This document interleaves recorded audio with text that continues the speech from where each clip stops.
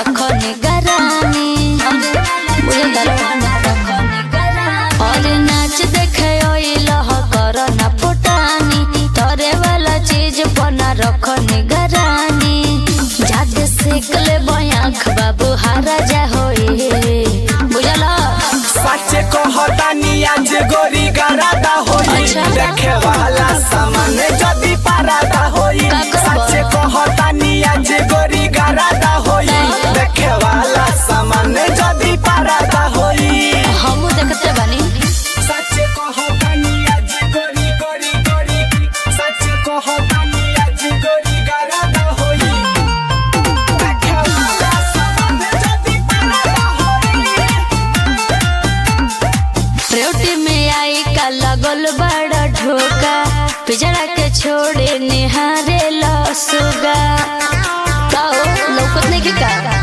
मन भइल बा दोसर मिया जो बा दोसर पोखरी में कुटेला उफाना ता मुसर समझ गइलो ऐसे करे वाला कौनो न मरदा होए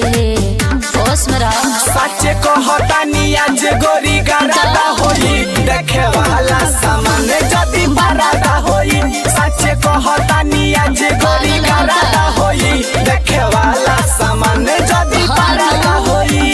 समझा सच कहतानी आज गोरी गोरी गोरी सच कहतानी आज गोरी गरादा होई देखे वाला सामान जदी बरादा होई करबो जे तंग बाबू छोड़ दे बना चल कह मलिकार से के मुस्की बाबा चल